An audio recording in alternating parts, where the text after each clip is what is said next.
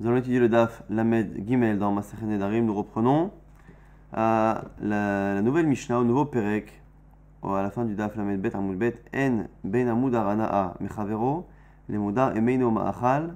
Il n'y a de différence entre celui qui fait un Neder de ne pas profiter de son prochain et celui qui fait le Neder de ne pas consommer de biens, de mets alimentaires de son prochain.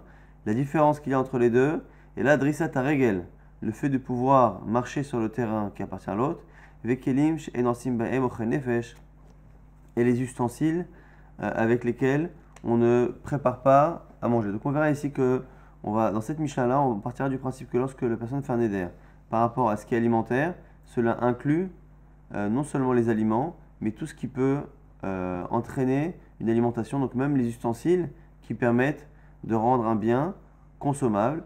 Et vous allez voir que même un peu plus, tout ce qui peut amener plus ou moins, de près ou de loin, à une consommation. Donc finalement, entre celui qui fait un éder, d'une dana'a, donc un éder par rapport à un profit quelconque, donc qui interdit tout, et celui qui fait un éder par rapport à ce qui de près ou de loin peut amener à une consommation alimentaire, eh bien la seule différence réelle seront les ustensiles qui n'ont aucun rapport avec l'alimentation, et Drissat Haregel, le fait de marcher sur le terrain qui appartient à son prochain.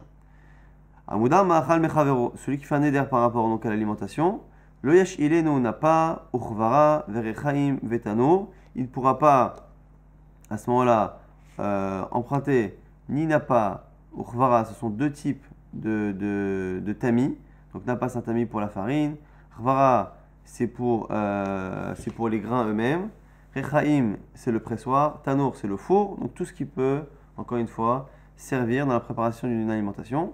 Aval mash'il lo haluk, betabaat, betalit, unzami. Mais par contre, il est permis de prêter haluk, donc un vêtement, tabaat, c'est une bague, talit, c'est n'importe quel vêtement supérieur, unzami, c'était les anneaux que l'on mettait sur le visage. Donc ici, on nous dit qu'encore une fois, ça ne concerne que les ustensiles qui ont un rapport avec l'alimentation et non pas des ustensiles qui n'ont aucun rapport. L'Agma tout de suite revient sur la première halakha qui disait que une des différences qu'il y avait entre celui qui fait un éder d'ana'a, d'un profit général, et un éder par rapport à la consommation, était Drissat Haregel. Drissat Haregel, c'est le fait de marcher, on a dit, sur le terrain ou sur le chemin qui appartient à quelqu'un d'autre. Et il faut savoir qu'il y a une discussion, une marloquette, lorsque justement on interdit la ana'a à quelqu'un. Est-ce que cette interdiction d'ana'a ne concerne que les choses qui en général me dérangent ou pas? Est-ce que la ana'a, le profit, n'est défini que par ce qui en général n'est permis qu'à des gens qui me demandent l'autorisation, ou même les choses qu'on a l'habitude d'être mévataires, sur lesquelles on n'a pas tellement d'importance, eh bien sont interdits. Et ici, on voit de cette Mishnah-là que celui qui fait un éder de ana'a, eh bien il n'a même pas le droit de marcher sur le terrain de son prochain. Or, en général, les gens n'ont pas tellement de kpeda, ça ne les dérange pas tellement que quelqu'un marche sur leur chemin, sur leur terrain. Et donc si on voit que lorsqu'on fait un éder par rapport à la ana'a, eh bien ça inclut même le fait de marcher sur le terrain. C'est-à-dire qu'ici le tana man tana c'est qui? Amaravada ba'ava c'est Rabbi Eliezer. C'est Rabbi Eliezer. Rabbi Eliezer il pense dans une braïta. Rabbi Eliezer omer afilou vito asso bemudar ana'a. Même quelque chose qu'on a l'habitude d'être mévataire, les choses qui ne nous dérangent pas, donc quelqu'un qui s'assoit sur une voiture ou quelqu'un qui s'appuie sur un mur, eh bien c'est une marloquette. Et bien Rabbi Eliezer et le Tana la Mishnah pensent que quelqu'un qui ne doit pas profiter de moi n'a pas le droit de s'adosser sur mon mur, n'a pas le droit de s'adosser sur ma voiture, n'a pas le droit de marcher sur mon terrain, même si en général je laisse faire ça à tout le monde et que ça aurait pu ne pas être considéré comme un profit. Kamash Malin ici qu'on pense comme Rabbi Eliezer, que ça reste un profit même minime et que ce profit minime fait partie de ce qui est interdit dans un éder d'ana. On a vu que Amudam Ma'achal Mechavero Lo Yash Ilenu n'a pas on a vu que quand on faisait un éder par rapport à la consommation, cela incluait tous les ustensiles qui pouvaient être utilisés dans la préparation d'un aliment. Et l'agma dit Veha min ma'achal nadar. L'agma se demande comment ça marche. On a dit qu'il fait un éder par rapport au ma'achal, par rapport aux aliments. Pourquoi un éder par rapport aux aliments inclut dans la Mishnah tout ce qui peut amener à la préparation d'un aliment? Marabi Shimon ben Lakish, première solution. Beomer Anaat ma'achalcha alay. C'est en fait quelqu'un qui n'a pas dit réellement je fais un éder par rapport au ma'achal, je fais un neder par rapport au profit de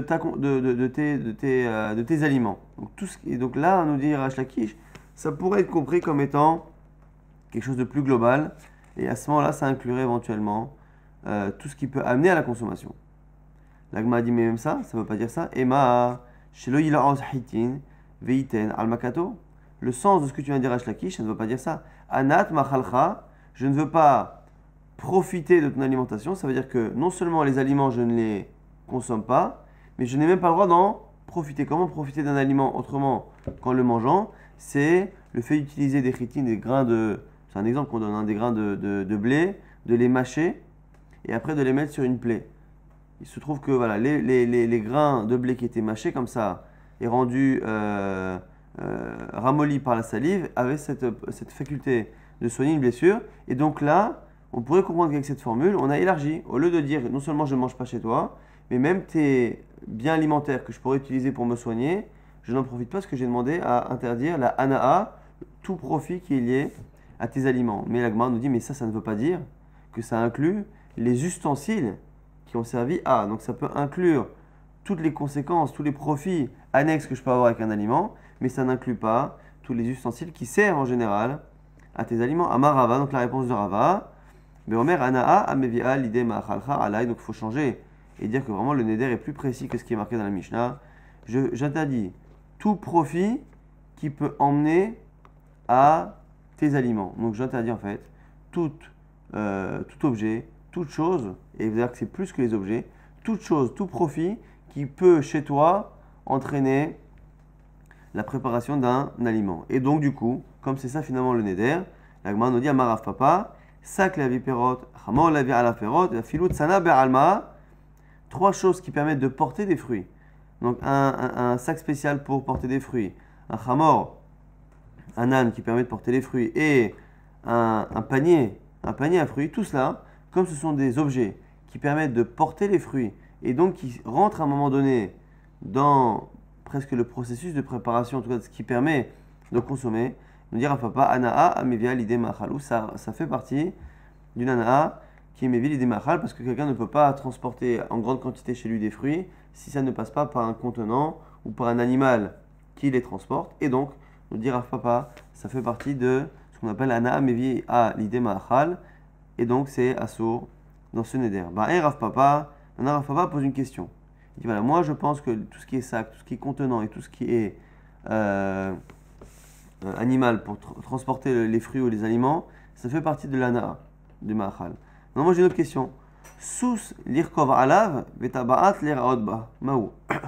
Maintenant un cheval pour évidemment se mettre dessus, et taba'at l'iraotba et une taba'at, une bague pour la montrer. Donc ici, soit le cheval c'est pour aller à l'endroit où on va manger, donc à une fête ou à un restaurant, soit c'est comme la bague. La bague ici, selon tous les commentaires, la bague elle sert en fait à avoir une place particulière. Celui qui vient et qui montre qu'il a une bague, qui montre qu'il est quelqu'un d'important, eh bien il a plus de chances d'être servi, d'être mieux servi, d'être plus servi que quelqu'un de pauvre. Il y en a qui disent aussi que le cheval c'est ça. Puisqu'on peut se déplacer avec un âne, ceux qui se déplacent avec un cheval, c'était une voiture de luxe.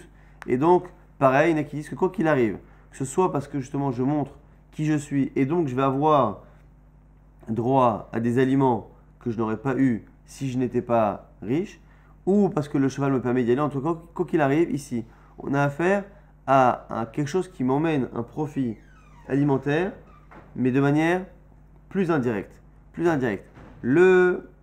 On a dit le tamis, le four, le pressoir, c'est ce qui vraiment, la dernière étape qui me prépare mon aliment. Donc vraiment, ici, le profit est direct.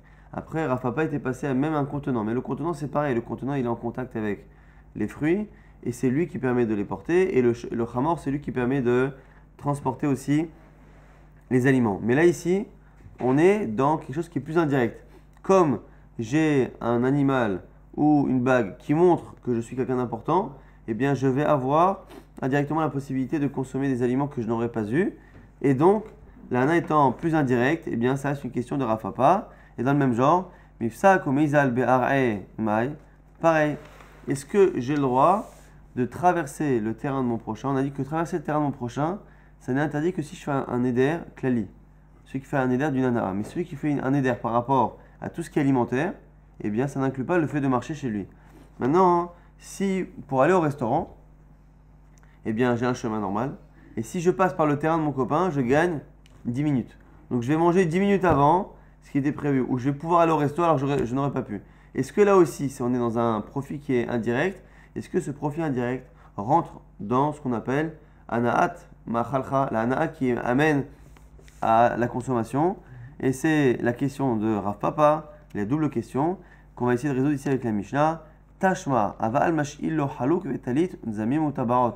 On a vu dans la Mishnah que autant tout ce qui était tamis, filtre, four, ainsi de suite, était évidemment inclus dans tout ce qui pouvait permettre de faire une alimentation. Mais on a vu à la fin de la Mishnah que par contre, tout ce qui est vêtements, tout ce qui est bagues, c'est autorisé. Et de là, on va essayer de dire notre question. Pourquoi? Parce que la logique voudrait que les fameux vêtements ou les fameuses bagues dont on parle à la fin de la Mishnah, ce ne soient pas des bagues classiques. Pourquoi? Parce qu'une bague classique, il est évident, a priori, il est totalement pachout, que quand quelqu'un fait un éder par rapport aux aliments et par rapport à tout ce qui peut entraîner un aliment, il est pachout qu'une bague normale, qui ne sert pas à montrer que je suis important pour avoir une place au restaurant, et n'importe quel autre vêtement, il est normal que ça ne rentre pas dedans.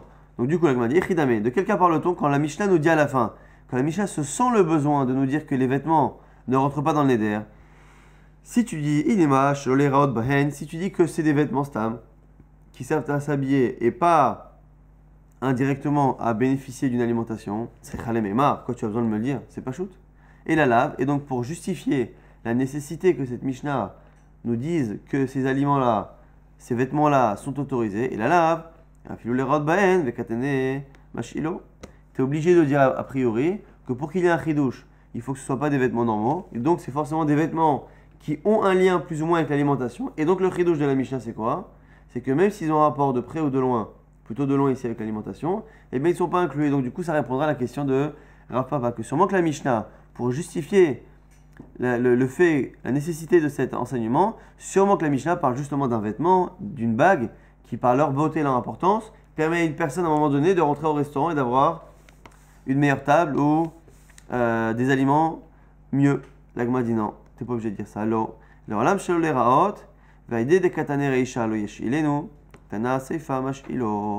Tu n'es pas obligé de dire ça. Tu peux très bien dire que la fin de la Mishnah n'a aucun chidouche. Simplement, comme la Mishnah a commencé à te donner un chidouche, qu'il y a des choses qui sont interdites, que lorsque la personne fait un éder par rapport à tout ce qui est lié à l'alimentation, eh bien ça inclut tous les ustensiles qui permettent de préparer, eh bien il suffit que le côté interdit soit nécessaire à être enseigné pour qu'après la Mishnah, par souci d'équilibre, elle dise bon voilà, je te donne des interdits, mais je vais te dire ce qui est autorisé. Ah, effectivement, ce que je vais dire, ce qui est autorisé, c'est complètement pas shoot, c'est évident, ça n'a pas forcément d'intérêt en soi, mais c'est un grand chidouche ici de savoir que dans la Mishnah, on peut avoir parfois des dynimes qui sont évidents et qui ne sont pas nécessaires, mais qui ont été enseignés parce qu'ils sont la contrepartie d'une halakha qui est nécessaire. Donc si c'est nécessaire de t'apprendre que ça c'est interdit, je peux te dire de l'autre côté qu'il y a des choses autorisées qui sont complètement pshuto. Donc du coup on n'a pas de preuve à la question de Rav Papa. La Mishnah d'après est plus ou moins la suite de la Mishnah qu'on a étudiée. Vechol davar she'en osim bo ochel nefesh makom shemazkirin kayotze bahen asur. On vient nous inclure autre chose dans un endroit où on a des aliments, que même des ustensiles. Des ustensiles qui ne servent pas à préparer la consommation. On a dit que c'était autorisé. Mais on nous dit ici que par contre, si ce sont des ustensiles qui, dans l'endroit où on est, ont l'habitude d'être prêtés, mais contre rémunération, donc qui sont loués, des ustensiles qui ne sont jamais prêtés, mais qui sont toujours loués, eh bien le fait de prêter cet aliment-là, c'est interdit. Pourquoi? Parce que je n'ai pas le droit de prêter à quelqu'un qui a un éder par rapport à moi, je n'ai pas le droit de lui prêter toute chose qui peut lui amener une consommation. Donc je n'ai pas le droit de lui prêter un objet qui en temps normal n'est pas prêté mais loué, parce que si je lui prête un objet qui en général est loué, eh bien il a un gain d'argent, parce qu'il fait une économie de ce qu'il aurait dû payer pour avoir cet objet, et l'économie que je lui fais, eh bien pourra lui servir à à acheter à manger. Et donc, du coup, finalement, je lui ai amené un profit qui lui amène la consommation. Donc, du coup, ici, ça vient élargir totalement la définition de ce qui est interdit. Finalement, tout profit qui peut amener. Donc, ici, un profit financier peut être interdit par ce neder. La Gemara nous dit Miklal derecha afalpi chez en maskirin. Le fait qu'à la fin de la Mishnah, on dit que ça inclut même ces choses-là, machma qu'à la base, afalpi chez en maskirin. Mantana, Amaravada bar Ahava, Rabbi Eliezer. C'est encore une fois Rabbi Eliezer. Parce qu'on a vu que maintenant, c'est à la fin de la Mishnah, qu'on nous dit que ces kelim-là, eh bien, quand ils sont loués et qu'il y a un bénéfice, c'est à ce moment-là que c'est interdit. Machma que le début de la Mishnah n'était pas comme cela, et donc le début de la Mishnah est comme Rabbi Eliezer, qui pense que finalement, dès qu'il y a quelque chose qui même en général est interdit, enfin, et on est mévater, c'est-à-dire qu'on n'a pas l'habitude d'être makpid et d'interdire aux gens, eh bien, selon Rabbi Eliezer, selon la Mishnah, eh bien, tous ces objets-là sont interdits. Amuda anaa mechavero shokello et shiklo. Ou porea havero avuro et rovo, muhazerlo et avedato. On a ici trois choses qu'on a le droit de faire à quelqu'un qui n'a pas le droit de profiter de moi. Donc il y a quelqu'un sur qui on a fait un éder, il ne doit pas profiter de moi, ou il a fait un éder de ne pas profiter de moi. Et maintenant, moi j'ai la possibilité, lui là, cette personne-là qui ne doit pas profiter de moi, doit payer son machatzita shekel. Ou il doit rembourser un prêt. Ou il a perdu un objet et quelqu'un doit lui rapporter. Nous dit ici la Mishnah, ces trois choses-là sont autorisées. Quelqu'un qui n'a pas le droit de profiter de moi, j'ai le droit de payer son machatzita shekel à sa place. Quelqu'un qui n'a pas le droit de profiter de moi, j'ai le droit de lui payer, de lui rembourser son prêt, d'aller voir son créancier et de rembourser sa dette. Celui qui n'a pas le droit de profiter de moi a le droit de récupérer son objet perdu par mon intermédiaire. J'ai le droit, moi, d'aller, de retrouver son objet et de le lui donner. Mais ici, on nous précise que par rapport à la Veda, comme chez notre lim aléa sacha, il y a des endroits, en fonction du minag, lorsque quelqu'un est machaser à Veda, donc il a trouvé un objet dans la rue appartenant à son prochain. Il prend cet objet, il prend la voiture, il va lui rendre, et pendant ce temps, il perd 2 heures de travail. Ces 2 heures de travail qu'il a perdues, ça a une valeur. Et bien, dans les endroits où on a l'habitude de compenser la perte que la personne qui a rapporté l'objet a eue, eh bien, comment on fait dans cet endroit-là? Si je rapporte cet objet-là à quelqu'un qui ne doit pas profiter de moi, et que moi je n'ai pas envie de toucher l'argent, je fais la mitzvah sans profiter. Donc j'arrive, je lui rends cet objet. Le chidouche de la Mishnah, déjà, c'est que rendre l'objet à quelqu'un qui lui appartient n'est pas considéré comme étant un profit qui vient de moi, parce que je ne fais que lui rendre ce qui lui appartient. Maintenant, autre chose, lui, il doit me payer maintenant. On est dans un endroit, dans une ville où le minag, et que on rémunère, pas encore une fois le travail, mais on compense en tout cas la perte qui est liée à cette mitzvah. Mais moi, je ne veux pas recevoir l'argent, qu'est-ce qu'on fait? Si je n'accepte pas de prendre l'argent, eh bien, je donne un profit à cette personne-là. Le fameux Mudarana'a aura gagné de l'argent, puisque finalement, il ne m'aura pas payé. Donc, du coup, la Mishnah nous dit Tipol Hana'a le Hekdesh. Eh bien, il faudra qu'il sorte l'argent, le Mudarana'a, et qu'il la mette au Hekdesh, qu'il la donne au Bet Amikdash, pour qu'il n'y ait pas de gain fait par le Mudarana. Donc, ici, je reprends cette Mishnah. On a quelqu'un qui est Mudarana, qui n'a pas le droit de profiter de son prochain. Le Chidouche, c'est que même si la personne n'a pas le droit de profiter de moi, le fait de lui payer son machatzita shekel, donc de lui payer sa dette de machatzita shekel, ou de lui payer une dette classique, eh bien, n'est pas considéré comme étant un profit que je lui donne. Et donc, du coup, quelqu'un qui n'a pas le droit de profiter de moi, moi j'ai le droit de lui payer ses dettes, que ce soit de shekel ou que ce soit une dette normale, et j'ai même le droit de lui rapporter son objet perdu, parce que son objet perdu lui appartient. Par contre, là, si je ne veux pas accepter d'être payé, alors qu'on a l'habitude en général de compenser la perte liée au manque de travail de celui qui a rapporté l'objet, eh bien il faudra que l'autre sorte l'argent et le donne au Hekdesh pour qu'il n'y ait pas de profit lié à moi. Maintenant, la Gemara revient sur les 2 premiers dîners. On a vu que tout ce qui était dette, eh bien j'ai le droit de rembourser la dette du machatzita shekel ou la dette de classique de quelqu'un qui n'a pas le droit de profiter de moi. Donc la Gemara nous dit Alma, Avruche Ari Be'almahu. De là on voit qu'on pense que le fait de payer une dette, c'est juste Avruche Ari Be'alma, c'est juste le fait d'éloigner un lion, c'est ça l'expression. comment on considère le fait de payer la dette de quelqu'un? Quelqu'un a une dette, moi je viens et je lui paye. Est-ce qu'on considère que c'est comme si je lui donnais de l'argent? La personne devait 100 000 euros. Ok, elle aurait dû les sortir. Moi j'arrive et je donne 100 000 euros à son créancier. Est-ce qu'on peut considérer que moi j'ai fait un gain à l'autre de 100 000 ou on va dire moins, je ne sais pas, mais est-ce qu'il y a un gain qui est quantifiable ou est-ce qu'on part du principe que non? C'est juste qu'il aurait pu avoir son créancier qui vient récupérer et tu lui as évité un problème. Est-ce que tu l'as réellement fait gagner l'argent ou est-ce que tu l'as juste évité un souci? C'est le souci que le créancier vient et qu'il vient récupérer l'argent. Le fait qu'ici, la Mishnah nous dit que quelqu'un qui n'a pas le droit de profiter de moi, j'ai le droit de lui payer ses dettes. Ça veut dire qu'on pense que le fait de payer une dette n'est pas considéré comme étant comme ayant de l'argent. On peut considérer, il y a deux manières. Soit je dis que comme il doit 100 000, quand je donne 100 000 à son créancier, ben c'est comme si je lui avais donné et que lui les avait rendus. Il y en a qui vont dire non. Pour l'instant, le créancier n'était pas là. Tu lui as juste évité un problème. Donc ici, la Mishnah a l'air de penser que c'est Ari, c'est le simple fait de lui éviter un souci. Vécharé. Mantana, c'est qui le Tana? Amar Avoshaya. Avoshaya nous dit, c'est là qu'on tourne la page. Il dit vrai, Hanan hi. C'est l'avis de Hanan. Alors on va le revoir dans quelques instants. L'avis de Hanan, c'est quelque chose qu'on a vu dans la fin de Maseret Ktubot, les dernières Mishnayot avec les marloquettes entre Hanan et Bnei Kohanim Gdolim. En tout cas, c'est Hanan.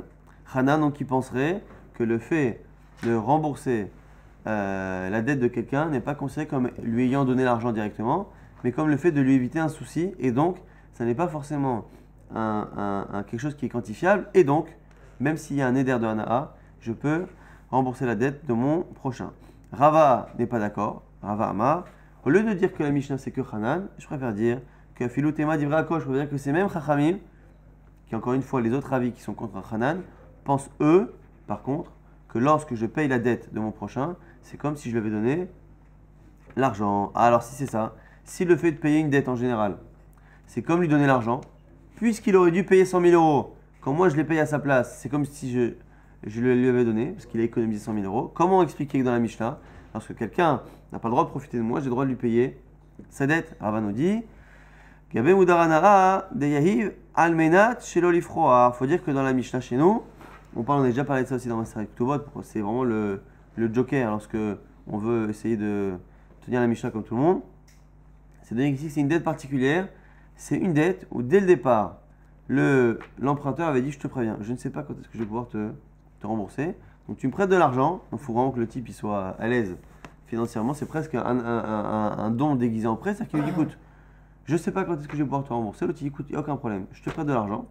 Donc officiellement c'est un prêt, mais tu rembourses quand tu veux. Non, pas quand tu peux, quand tu veux. Donc quand tu veux, ça veut dire qu'il est même possible que ce soit jamais, même quand lorsque l'argent revient, il n'est pas obligé de le faire tout de suite. Et donc du coup, nous dit Rava, même selon ceux qui pensent que le fait de rembourser un prêt, c'est considéré comme donner de l'argent à celui qui est endetté, c'est dans le cas où il y a une échéance.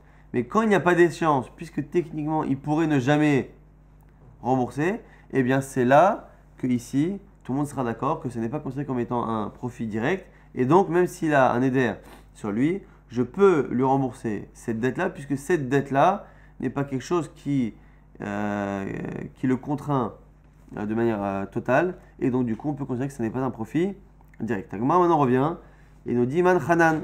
Pour ceux qui veulent se rappeler ce qu'on avait fait sur Hanan, Man Hanan c'est qui? Hanan, dites Nan une Mishnah qui nous dit Mishalach Lemdinatayam, un homme qui est parti à l'étranger. Et il a laissé sa femme et sa famille sans de quoi manger. Et il y en a un de la ville qui s'est dit bon, il est parti, il a laissé sa femme sans rien du tout. Ce que je vais faire, c'est que je vais donner à sa femme de quoi manger chaque mois. Et quand il reviendra, je lui donnerai la note. Donc il a fait ça gentiment. Et à la fin, quand il veut récupérer l'argent, l'autre lui dit mais écoute, je t'ai rien demandé. Hanan Amar, Ibet Ed Maroda. Hanan nous dit il a perdu son argent. Donc effectivement, et c'est là la source de la vie de Hanan, c'est que même si cet homme-là, il a le devoir de nourrir sa femme, et donc normalement sa femme peut lui réclamer cet argent-là pendant qu'il est en voyage, et quand il revient, elle peut lui réclamer même, donc si elle a emprunté, on avait vu, elle peut lui réclamer cet argent, mais par contre si quelqu'un d'autre a décidé de payer cette dette en avance et qu'après il lui demande de se faire rembourser, ça ne marche pas. Et quoi là, venez Kohanim Gedolim, et là-bas il y avait les fils de Kohen Gadol qui n'étaient pas d'accord. Il dit Yishava Kamaotsi Veitol. Il dit non, pas du tout. Ce type-là qui a entretenu sa femme, il jure sur la valeur qu'il a dépensée et il reçoit cet argent. Amar Rabbi Dosa ben Arkinaz qui dit vrai. Donc Rabbi Dosa ben Arkinaz était d'accord avec les Bnei Kohanim Gedolim. Amar Rabbi Yochanan ben Zakkai, lui par contre, Rabbi Yochanan ben Zakkai pense, il a fait Amar Hanan, Hanan il a raison.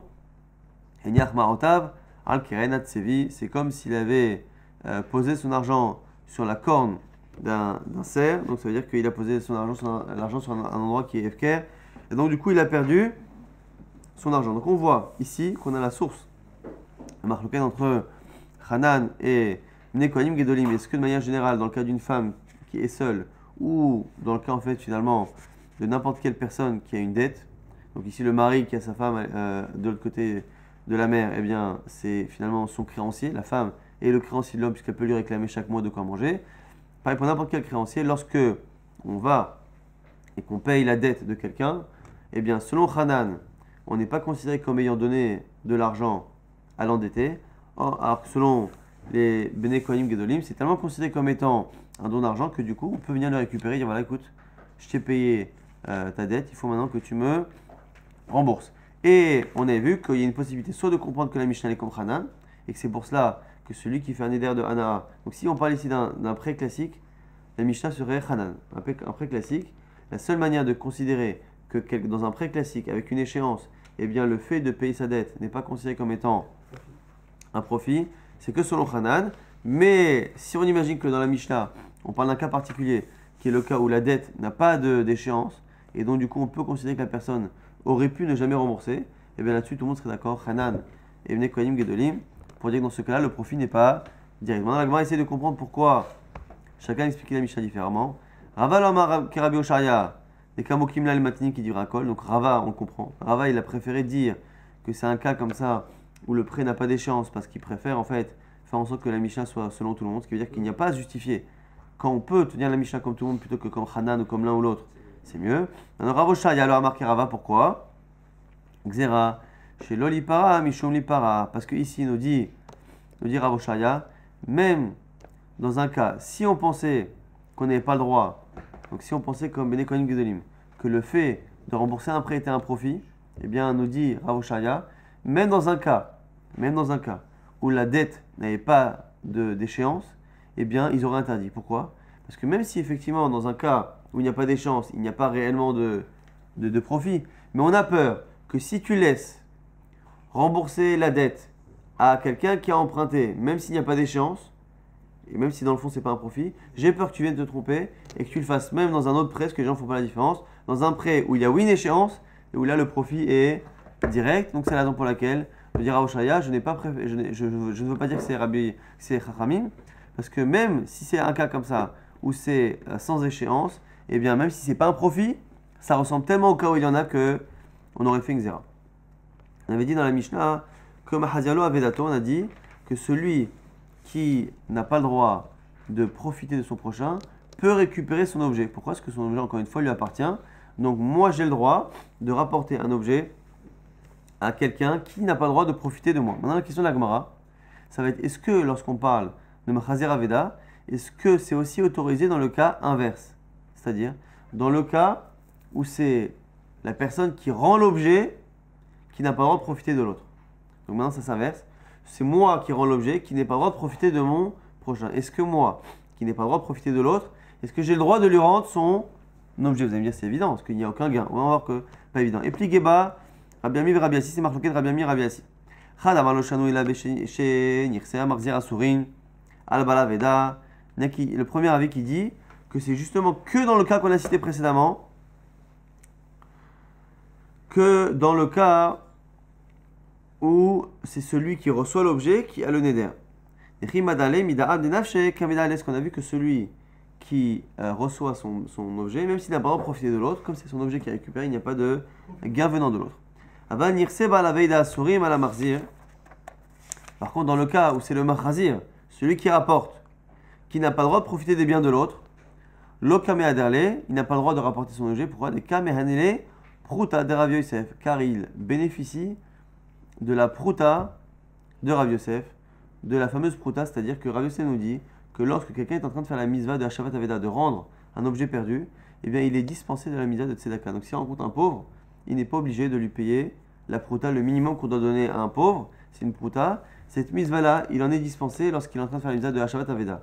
Donc, nous dit ici le premier avis, comme lorsque je rends un objet à quelqu'un, eh bien grâce à lui je fais une mitzvah. Donc c'est lui qui me permet de faire une mitzvah, qui pendant le process de la mitzvah me dispense de donner l'argent à un pauvre que je rencontre, et bien du coup, j'ai le gain de ne pas avoir déboursé cette prouta que j'aurais dû donner au pauvre. Et ce gain-là, étant indirectement lié à la personne dont je n'ai pas le droit de profiter, et bien si je n'ai pas le droit de profiter de la personne à qui je rends l'objet, je n'ai pas le droit de lui rendre cet objet parce que j'ai profité de la dispense de la tzedaka. Le chadamar, c'est bien parce que ça apparaît un peu contradictoire avec ce qu'on a dit, que le fait d'éviter de payer quelque chose n'est pas un gain direct, on verra exactement. le fait d'éviter de faire une mitzvah, c'est pas un gain. Non. Une mitzvah tzedaka, il y a une mitzvah tzedaka. Oui, mais, oui, mais ici on parle d'anara et une mitzvah lave les notes. Une mitzvah, c'est pas un profit. Donc le fait de faire une mitzvah ou de ne pas en faire n'est pas considéré comme un profit. Non, la question qu'on pourrait avoir, c'est que finalement ici, comme l'argent que j'ai au pauvre, c'est un peu considéré comme étant une dette, puisqu'on vient de dire à l'instant que le fait de ne pas d'empêcher une personne d'avoir à payer, de rembourser le prêt à quelqu'un, ou là ici de le dispenser de donner son argent aux pauvres ou donner le martita shekel, on a dit, c'est la même chose. On a dit que le fait de l'empêcher, de lui permettre de ne pas payer n'est pas considéré comme étant un profit. En tout cas, on verra ça dans le daf de Shabbat. Vechadama. Filou nirse ba'al aveida surim al machazir, mais adale ou mishum pruta de Rav Yosef. Le shriach, l'autre avis n'est pas d'accord. Il dit cette histoire-là de pruta de Rav Yosef. C'est pas évident que pendant le moment où il va faire la mitzvah, il va tomber sur un pauvre et qu'il va gagner de l'argent en ne lui donnant pas. Et donc, du coup, c'est une marque loquette. Est-ce que dans la Mishnah, on a parlé que du cas où la personne qui reçoit son objet perdu est interdite à l'autre, ou même dans le cas où celui qui rend est interdit à l'autre? On rappelle très brièvement ce qu'on a vu dans le daf d'aujourd'hui.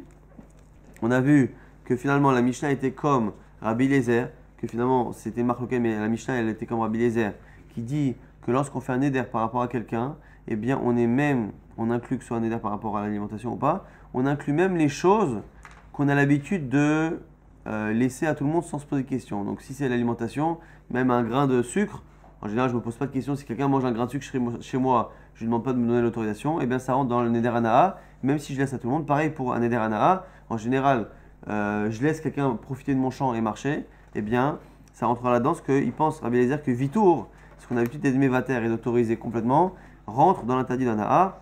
On a vu dans la Mishnah qu'on parlait de quelqu'un qui faisait un neder par rapport à tout ce qui peut amener à une consommation, et donc finalement on interdisait à la fois évidemment l'aliment, on interdisait également les ustensiles qui permettaient la confection d'un repas ou d'un aliment, mais plus que ça, même les objets qui permettent de transporter et de contenir les aliments rentrent là-dedans. La question qui était restée en suspens, sans réponse, c'est est-ce que quelque chose qui me permet de manière indirecte de manger, comme quelque chose qui montre ma richesse, donc une bague ou un cheval qui me montre ma richesse, et me permet d'accéder à un restaurant ou à une table mieux ou à des mets meilleurs, ou le fait de prendre un raccourci en passant chez quelqu'un pour manger plus rapidement, ce profit-là indirect, est-ce qu'il est considéré comme étant un profit qui est lié, qui peut amener à l'alimentation? C'est une question de la Gemara qui est restée sans réponse. On avait vu que selon la Mishnah, le fait de payer le martita shekel, le fait de payer un prêt, de rembourser un prêt, n'est pas considéré comme étant ici un profit. Donc si la personne, elle a l'interdiction de profiter de moi, j'ai le droit tout de même de lui payer son martita shekel, de lui rembourser son prêt. Et sur le fait de lui rembourser son prêt, si on parle d'un prêt classique, on est obligé de dire que la Mishnah c'est Hanan. Parce qu'il n'y a que Hanan à la base qui, dans un prêt classique, estime que le fait de rembourser le prêt de quelqu'un n'est pas considéré comme étant un profit direct, alors que selon Bnei Kohanim Gedolim, c'est tellement un profit direct que j'ai même droit après d'aller voir celui qui était endetté et de lui demander de me rembourser, comme c'était le cas dans celui qui était parti à l'étranger et qui avait laissé sa femme sans nourriture, et que la personne qui avait nourri sa femme, selon Bnei Kohanim Gedolim, avait le droit de récupérer l'argent, selon Hanan, n'avait pas le droit. Mais Rava préfère dire que dans la Mishnah, on parle d'un cas où le prêt n'a pas d'échéance, et donc lorsque le prêt n'a pas d'échéance, tout le monde est d'accord. Tout le monde est d'accord qu'à l'origine, eh bien un prêt qui n'a pas d'échéance, son remboursement n'est pas considéré comme étant un profit, puisque la personne aurait pu ne jamais le rembourser. Mais dans ce cas-là, Rav Oshaya ne veut pas expliquer comme ça la Mishnah parce qu'il se peut que pour lui, même si dans l'absolu ça aurait été autorisé, on l'aurait interdit de peur que les gens se trompent.